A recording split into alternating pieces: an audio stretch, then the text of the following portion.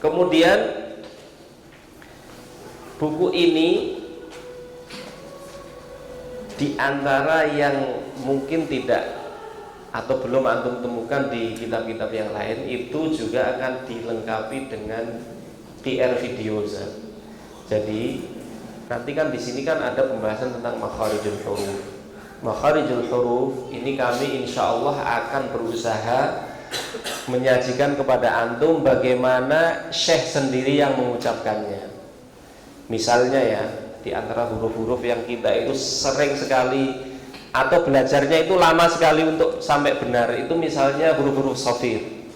Terus ya, huruf-huruf shafir itu saya setor berkali-kali itu nggak benar-benar kurang maju. Kemudian beliau terangkan di sini bagaimana perbedaan mazhab Abu Syamah dengan mazhab Ibnul Jazari. Kalau Ibnul Jazari kan shafir itu bagaimana? Was-shafiru mustakin minhu wa min fawqis tsanaya as-sufla. Dari atas gigi jari bawah. Tapi kalau madhabnya Abu Syamah, beliau mendeskripsikannya nggak begitu. Kata beliau dari sela-sela gigi jari atas malahan. Tetapi gigi jari atas ini agak maju sedikit, begini. Ketika ada celah yang sedikit inilah, di situ shafir itu kedengaran sangat kuat. Nah, 3 huruf shafir, shad, sin dan zai, itu shafirnya harus ada semua. As, dan seterusnya. Nah, ini insya Allah kami akan menyertakan videonya langsung beliau yang mengucapkan ya. Baik, kemudian ada hal-hal lain yang juga di dalam Al-Quran, kalau antum tidak bertalaki mustahil akan ngerti bagaimana cara bacanya yang benar. Misalnya ismam di dalam surat Yusuf. Ismam dalam surat Yusuf itu gimana cara antum bacanya? Qalu ya abana ma laka la ta. Nah, nanti insya Allah videonya kami sertakan ya. Makanya ini penting sekali untuk guru-guru Al-Quran itu supaya dasarnya itu jelas, tidak hanya sekedar mengarang. Karena saya belajar dari beberapa guru itu ternyata versinya juga beda-beda. Saya waktu belajar di Jember, mana tadi yang dari Jember, saya pernah ngaji ke Gus Samsul yang di Wuluhan itu. Belum belajar Islam itu gimana? La ta'manna. Nah, ternyata itu sudah ada kaidahnya sebenarnya yang dibukukan oleh ulama-ulama qiraat bagaimana membaca ismam yang benar. Di antaranya adalah yang diucapkan oleh Imam Asy-Syatibi di dalam matan Syatibiyahnya. Ya, ini kebetulan ya, nanti kalau antum belajar ke beliau sekalian mau belajar qiraah asyrah itu ahlan wa sahlan, dan sekalian apa? Sekalian nanti setoran Syatibiyah yang 1000 bait itu. Dan itu murid-murid beliau banyak yang sudah setoran Syatibiyah. La ta'manna. Gimana cara bacanya? Nah, nanti insya Allah kita akan sertakan ya. Ada 2 setidaknya caranya. Ada yang pakai ismam, ada yang pakai ikhtilas namanya. Nah, ini saya mau praktek nanti ya seperti itu ya. Nanti insya Allah di video itu akan kita sajikan. La ta'manna, la ta'manna. Nah, itu kalau pakai ikhtilas namanya, atau pakai raum. Raum itu kan pengucapan dengan ba'dul harakah.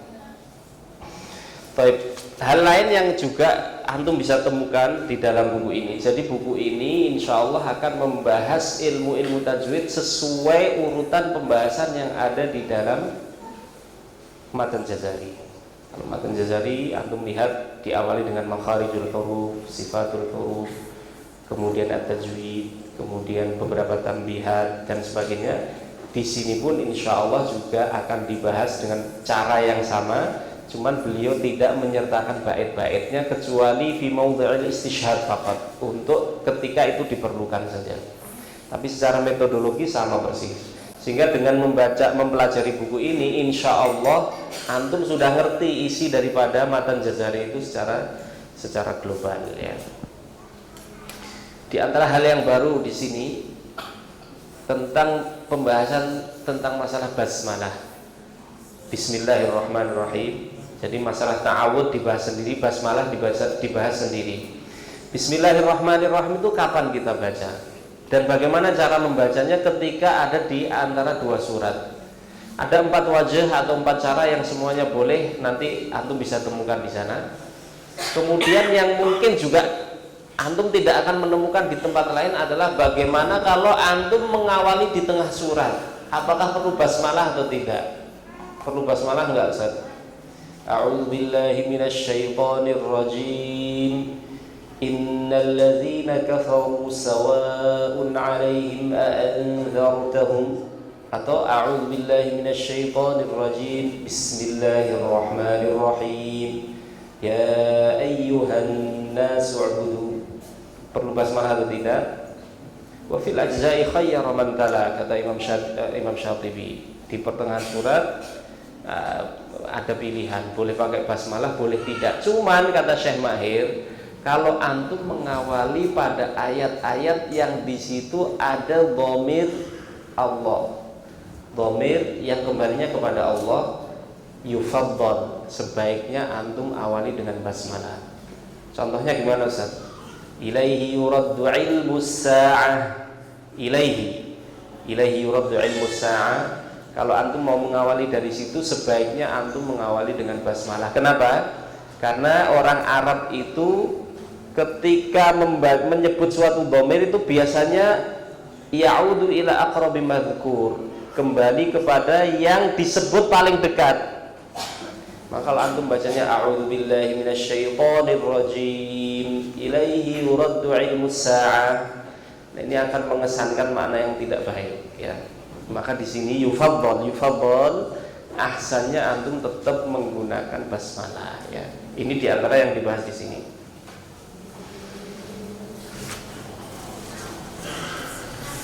Baik, kemudian nanti insya Allah di buku ini juga akan kita lengkapi selain tadi ya kode QR, jadi antum bisa berkesempatan untuk mendengar langsung bacaan Syekh Mahir, termasuk beliau mencontohkan bagaimana sih cara membedakan bacaan hadar, tahqiq, kemudian tadwir, ya. Beliau mengilustrasikan atau menganalogikan begini. Sebenarnya kan bacaan Al-Quran ini kan sudah ada ukuran-ukurannya, Ustaz. Mat itu kapan kita qasar, kapan tawassut, kapan isbah, kapan 2 harokat, kapan 4 harokat, kapan 6 harokat. Itu kan sudah ada ukurannya. Nah itu kalau saya membaca dengan hadar misalnya, wa idz qala rabbuka lil malaikati inni ja'ilun fil ardi khalifah qalu ataj'alu fiha man yufsidu fiha wa yasfiku ad-dima'a wa nahnu nusabbih. Itu apakah itu sudah sesuai ukurannya? Dengan kaidah tajwid kita katakan sudah sesuai, tapi pakai ukuran bacaan hadar. Kalau antum bacanya dengan tadwir, ya tidak seperti itu panjangnya, pasti dia lebih panjang, tapi sama-sama mat wajib itu panjangnya 5 harokat. Wa idz qala rabbuka lil malaikati inni ja'ilun fil ardi khalifah qalu ataj'alu fiha Ini 5 harokat, tadi juga 5 harokat, tapi ini pakai ukuran tadwir, yang tadi pakai ukuran tahqiq. Beliau mengilustrasikan kalau antum belajar khat, ya. Kalau antum belajar khat,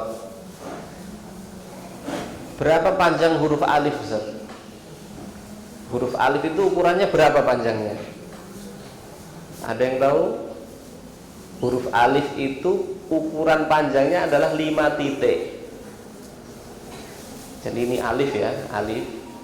Itu kalau antum itu sesuai dengan kaidah khat, panjangnya itu tidak akan lebih dari 5 titik. 1, 2, 3, 4, 5. Baik, saya mau nulis alif nih. Ini panjangnya segini atau segini saja? Itu tergantung kepada ukuran mata penanya. Kalau mata penanya itu kecil, akan sangat jelek sekali, Ustaz. Misalnya ukuran penanya cuma segini ya, terus antum nulis alif itu segini, itu kan dilihat itu ada yang wagub ya kalau orang Jawa. Tetapi kalau ukuran mata penanya segini, ya memang benar segini, inilah alif itu. Ya, jadi kalau saya menulis alif yang satu sepanjang ini, yang satu sepanjang ini dengan ukuran ini sama. Yang ini panjang dengan ukuran mata pena yang besar, yang ini pendek dengan ukuran mata, ini panjang dengan ukuran mata pena yang pendek. Nah, demikian juga maratibut tilawah itu juga seperti itu. Kalau antum membacanya dengan tahqiq, dan ini dianjurkan untuk qiraatu at-tarawih, itu pakai apa? Pakai hadir. Itu bacaan tarawih itu jangan pakai tahqiq, kasihan makmumnya ya. Pakai tadwir atau pakai hadir ya. Maka itu sudah sesuai. Kalau tahqiq itu adalah qiraatut ta'li wal talaqqi. Saya ngajar murid itu pakai bacaan tahqiq. Kama huwa ma'lum ya. Nah ini ya, kemudian nanti insya Allah di buku ini juga akan kita lengkapi dengan infografik termasuk gambar-gambar makharijul huruf, juga akan kita lengkapi sebisa kita ya. Mudah-mudahan ini bisa memberi bantuan kepada para guru yang hendak mengajarkan Al-Quran. Baik Ustadz, secara umum buku ini yang pertama membahas tentang definisi ilmu dan pokok-pokok ilmu tajwid. Satu, tentang hukum belajar tajwid, apakah wajib atau tidak. Kalau wajib itu apakah wajib syar'i atau wajib istilahi. Ini banyak orang salah kaprah Ustaz. Wajib pokoknya belajar tajwid. Kalau kamu bacaanmu tidak sesuai tajwid, kamu berdosa. Nah ternyata ulama qiraat mengatakan wajib di sini adalah wajib istilahi, bukan wajib syar'i. Kalau begitu caranya nanti orang akan takut membaca Quran Ustaz. Karena dia takut, lah kalau baca Quran aku malah masuk neraka, ya lebih baik aku nggak membaca Al-Quran. Kan begitu. Nah ini di sini dibahas itu. Kemudian keutamaan ilmu tajwid, faedah belajar ilmu tajwid. Kemudian yang kedua sama dengan di Matan Jazari ya. Di sini juga akan dibahas tentang lahan jali, lahan khafi, kesalahan baca yang jali dan yang samar. Ini juga dibahas. Misalnya antum mengucapkan siratal ladzina an'amtu alaihim. Nah ini namanya lahan jali. Tidak bisa ditolerir apapun yang terjadi. Tapi kalau antum salahnya itu cuma misalnya bunyi dot tidak antum ucapkan secara fasih tapi pakai dal mufakhamah walad dalin misalnya. Nah ini tidak ada konsekuensi apapun kecuali kalau ala sabilir riwayah. Kalau antum mau menurunkan sanad kepada murid itu harus mi'ah bil mi'ah Ustaz. Hatta ukuran matnya tidak boleh sembarangan ya. Tapi kalau hanya tilawah biasa, ya itu tidak membawa konsekuensi apapun. Ya. Cuman kalau dia bagi orang yang sudah mendalami qiraat itu yushin, ya kurang patut bagi dia. Ya. Taib. Kemudian berikutnya adalah hukum membaca Al-Quran menggunakan alhan. Nah, ini juga menarik untuk kita bahas. Ulama-ulama Syam termasuk keras sekali Ustaz. Di dalam menyikapi, dan antum tahu di YouTube sempat viral itu kan, gimana hukum membaca Quran pakai bayati, pakai jawabul jawab, pakai nahawan, pakai ziga dan seterusnya. Nah ini yang saya lihat pengen kita tekankan ya kepada teman-teman, dan kami menyampaikan pesan dari guru kami sebenarnya bahwa untuk pelajar Al-Quran itu di awal jangan fokus kepada nada dan lagu. Tapi apa? Ishtaghil bitashihil alfaz. Fokuslah dulu untuk membenarkan lafaz dan pengucapan. Nah ini sayang sekali, banyak sekali saya didatangi beberapa orang, Ustaz saya antum ikut ini dong memviralkan nih, saya punya metode A, metode B ya. Kalau ini pakai lagu Hijaz, kalau ini pakai Syiga. Saya mau ngomong gimana ya? Ya akhi, mat itu sudah ada ukurannya. Antum jangan hanya karena mengejar supaya lagunya sesuai kemudian antum menabrak hukum-hukum tajwid. Karena konsekuensinya berat Zat. Ketika antum mengucapkan gini, Bismillahirrahmanirrahim. Itu berapa alif yang antum tambahkan di situ? Kalau antum tahu dan sadar, faqad adhafta fil Qur'ani ma laysa minhu. Antum menambahkan sesuatu yang bukan dari Al-Quran. Gawat konsekuensinya ya.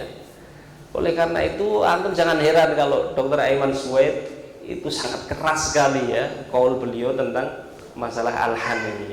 Karena di beberapa tempat beliau menjumpai sendiri, dan ini Syekh Mahir juga cerita, min syiddati tala'ubihi bil alhan, itu beliau sampai mendengar ada seorang yang membaca Al-Quran amamal mala ya, di majelis mahfal begini, fi maq'adi sidqin 'inda hamda malikin muqtadir, pakai zat. A'udzubillah ya. Min syiddati tatribihi, karena terlalu menurutkan apa tadi hukum-hukum lahan itu. Tapi kalau Syekh Mahir, beliau tidak terlalu keras ya dalam urusan ini. Bagaimanapun beliau mengatakan membaca Al-Quran dengan lagu itu selama tidak keluar dari ahkamut tajwid itu silahkan, karena ada di antara 4 fuqaha mazhab itu ada yang membolehkan. Di antara adalah Imam Abu Hanifah dan Imam Syafi'i rahimahumullah ta'ala, termasuk Umar bin Abdul Aziz itu juga memperbolehkan membaca Al-Quran dengan lahan. Tetapi lahan di situ bukan lahan yang sampai apa keluar dari kaidah tajwid. Ya, karena memang kita harus jujur ngaku ya Ustaz. Orang yang suaranya indah dan lagunya bagus, bacaannya lebih mengesankan daripada yang suaranya biasa-biasa saja ya. Walaupun nanti Ustaz kalau antum sudah belajar tajwid dengan benar, ya, antum akan lebih memilih bacaan yang mujawwad walaupun tidak berlagu daripada bacaan yang indah berirama tapi tajwidnya rusak. Antum kalau mendengar bacaan ya dilenggak-lenggokkan nggak karuan ya, kemudian tajwidnya rusak, itu seperti apa Ustaz kata Syekh Mahir itu, lebih baik kamu tampar telingaku sekalian ya daripada antum mendengar bacaanmu itu ya, karena sangat tidak nyaman sekali. Dan Imam Ibnul Jazari menyebutkan dalam kitab An-Nashr, beliau mengkisahkan beberapa mukri yang beliau menjaga thariqatul ada seperti ini di dalam bacaannya, itu sampai bisa membuat orang Yahudi yang mendengar bacaan tersebut masuk Islam. Kemudian ada seorang mukri, Syekh siapa saya nama yang lupa, di dalam kitab An-Nashr itu disebutkan, Imam Ibnul Jazari menyebutkan ada seorang mukri dalam sholat subuh dia membaca dengan tajwid, wa tafaqqada at-tayra faqala ma liya la ara al-huda am kana min al-ghaibin, yukarriruha. Dia ulang-ulang, ternyata di kepalanya itu bertengger seekor burung hudhud ya, karena dia ikut terkesan dengan bacaannya ya. Oleh karena itu pesan beliau ya kepada kami murid-murid, dan saya ingin sampaikan kepada antum, kalau antum pengen mencetak ahlul Quran jangan fokus dengan lagu dulu. Lagu itu gampang Ustaz, insya Allah ya, insya Allah gampang. Yang penting lafadznya sudah benar. Lagu itu antum mau pakai metode Umi, pakai metode apa lagi Ustaz, Muriku dan lain sebagainya, ini terserah. Tapi pengalaman saya Ustaz, kalau orang sudah terpola dengan nada tertentu dan tajwidnya belum baik, payah sekali Ustaz memperbaikinya ya. Maka ini beliau di dalam buku ini diantara yang dibahas tentang masalah itu. Kemudian isti'adzah dan basmalah tadi sudah kita bahas. Kemudian berikutnya tentang makharijul huruf, ke-17 makhraj dari sini sampai sini yang antum temukan di dalam matan Jazari, persis sama persis beliau bahas di sini. Cuman tadi ya kita insya Allah akan menyertakan kode QR yang di situ antum bisa mengakses video beliau insya Allah. Kemudian sifatul huruf itu juga begitu. Kemudian qalqalah, tafasyi ya, kemudian ra, pengucapan ra itu seperti apa kronologinya. Karena guru yang baik itu Ustaz, itu adalah guru yang bisa ngerti pengucapan muridnya dan ngerti bagaimana membenarkannya. Oh, kamu ra-mu itu lidahmu terlalu maju, mundur dikit ya. Sin agak terlalu ke belakang, maju dikit ya. Kurang ditekan ini supaya tafasyi, misalnya. Nah ini guru yang baik ini ya kata Syekh Mahir, itu adalah yang ngerti bagaimana kesalahan anak didiknya dan ngerti bagaimana cara membenarkannya. Maka di antara kelebihan metode duduk di makroah tadi Ustaz, maka kita itu kenapa kita duduk di makroah? Fungsinya adalah supaya kita mendengar guru ketika dia membenarkan muridnya. Syekhna Sayyidi Syekh Mahir itu beliau bermulazamah dengan Syekh Muhammad Thaha Sukar itu selama 15 tahun, dan beliau setelah setor itu tidak langsung pulang. Setelah setor itu beliau duduk di majelis melihat bagaimana Syekh Muhammad Sukar membenarkan bacaan murid-muridnya. Maka kita juga di beliau itu juga sistemnya begitu Ustaz. Jadi maju mungkin jaraknya ini Syekh ya. Nah ini Ustadz ini membaca dari situ. Jadi saat musola itu dengar semua. Jadi tidak mungkin, tidak akan ketahuan kalau terjadi kesalahan ya. Saya persilahkan, monggo silahkan datang ke sana. Antum lihat sendiri praktek mengajarkan Al-Quran yang benar. Dan di situ nanti banyak plusnya Ustaz, bukan hanya belajar cara membaca, belajar adab pada guru dan sebagainya. Insya Allah bisa antum dapatkan di sana. Kemudian hukum-hukum nun, sukun dan tajwid, ya ada idhar, idgham, iqlab, ikhfa. Ini stressingnya paling bukan paling ya, maksudnya di antara yang sangat menukik pembahasannya itu tentang masalah furjah tadi Ustaz, yang saya katakan ternyata polemiknya cukup panjang. Di buku ini dibahas dengan detail kronologinya seperti apa dan bagaimana cara memahaminya yang benar. Wallahu alam, ini ijtihad beliau ya. Tapi kalau beliau Ustaz termasuk yang tegas sekali dan mengatakan furjah itu adalah bid'ah di dalam qiraah ya. Bid'ah dalam qiraah. Walaupun ini kontroversi sekali ya. Tapi beliau tegas dalam itu. Karena ada sebagian qari yang dia itu karena tidak ingin berantem sana berantem sini, dia membaca dengan dua wajah, furjah dan tidak furjah. Ini kata beliau, ini malah membuat qaul yang baru lagi ini yang seperti ini ya. Baik, nanti bisa antum bahas sendiri. Ikhfa juga nanti beliau jelaskan kapan harus tebal, kapan harus tipis, kapan dia dikatupkan sempurna, minkum atau minkum, min qablu wa in ta'ifatan dan seterusnya. Kemudian mim sukun juga dibahas di sini. Kemudian mudud, mad, ukuran-ukurannya Ustaz. Antum juga harus perhatikan mad itu sudah ada pakemnya dari sana dan itu bukan ijtihad. Itu adalah sesuatu yang mutawatir. Ya, makanya jangan sampai nambah-nambah sendiri ya ukuran mad itu karena sudah ada riwayatnya ya. Kemudian mad lazim seperti apa, mad badal, mad silah. Oh ya Ustaz, di sini juga Syekh Mahir, makanya buku ini juga cocok bagi antum yang tingkatnya sudah lanjutan. Karena di catatan kaki itu beliau nanti kalau ada faedah ya, misalnya ada versi riwayat bacaan lain itu beliau sertakan.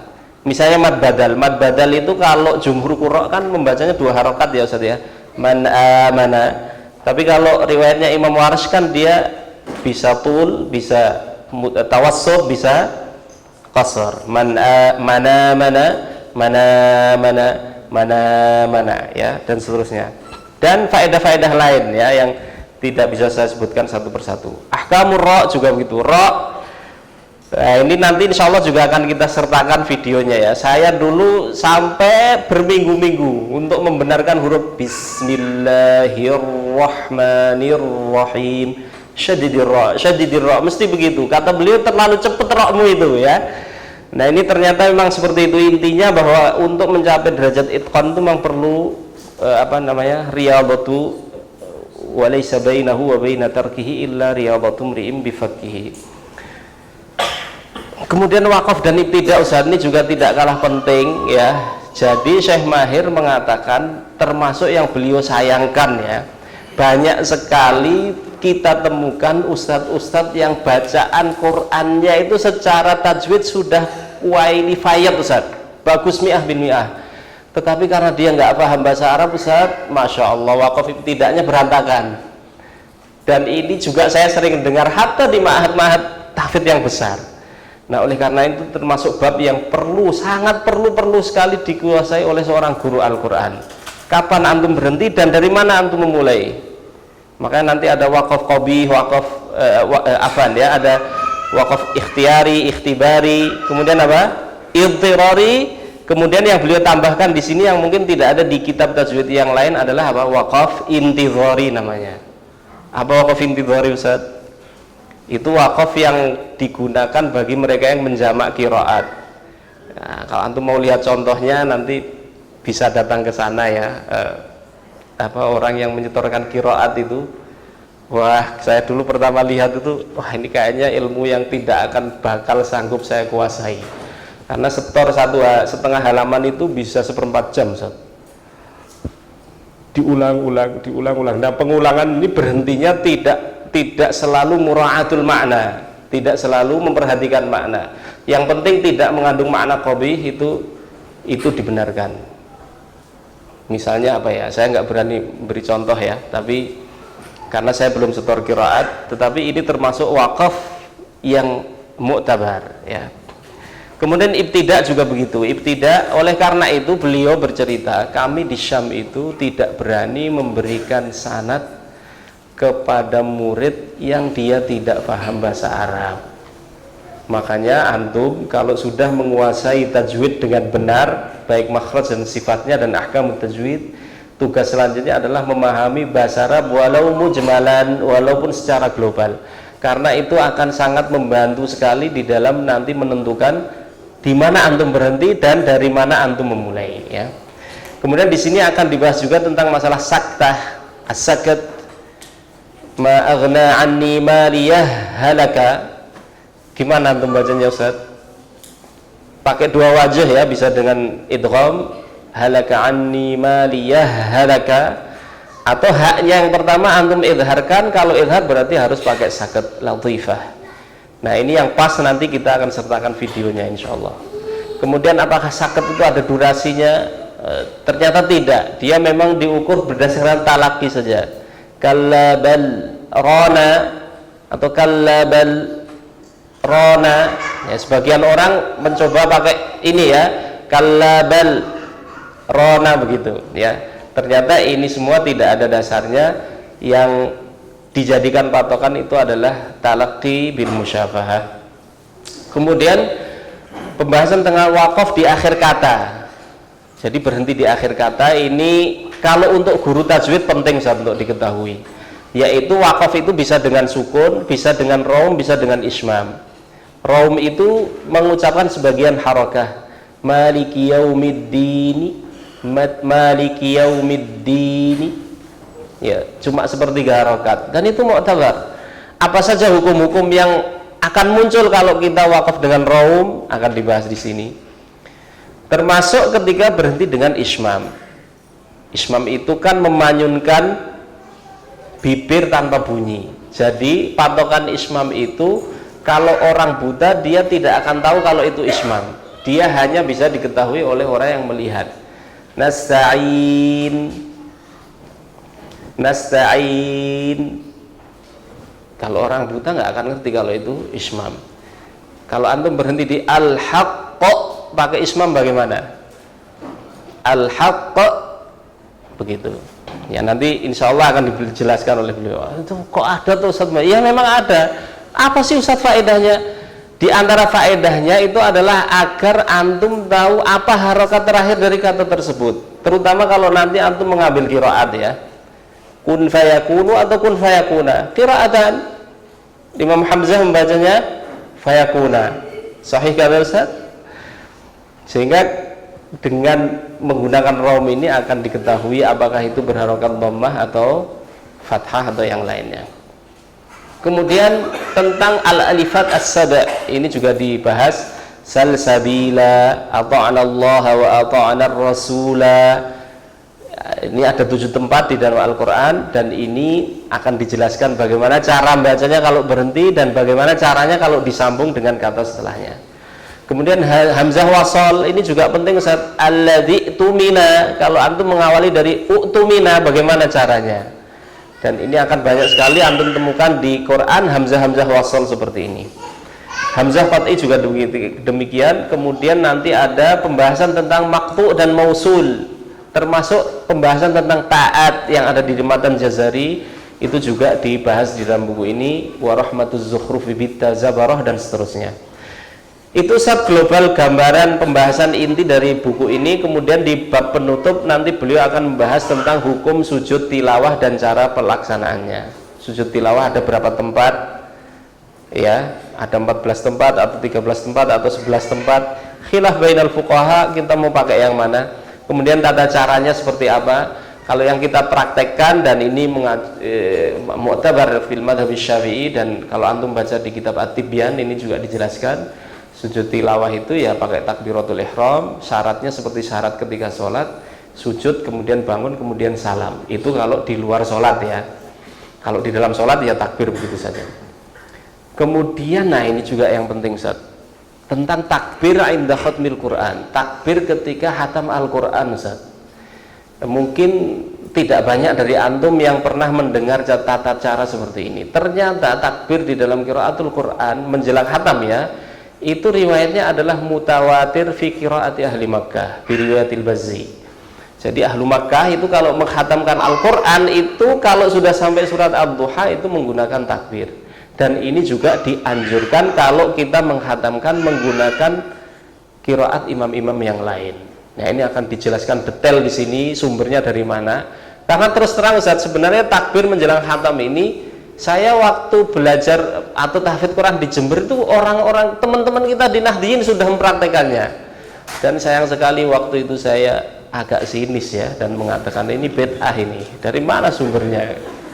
Padahal ternyata Quran kita aja belum nyunah Ustaz, apalagi hadisnya, ya kan. Jadi kalau di mereka itu sudah biasa dilakukan. Wa amma bi ni'mati rabbika fahaddithillahu akbar. Bismillahirrahmanirrahim. Alam nashrah laka sadrak wa wada'na 'anka wizrak alladhi anqadha dhahrak wa rafa'na laka dhikrak. فإن مع العسر يسرا إن مع العسر يسرا فإذا فرغت فانصب وإلى ربك فارغب الله أكبر.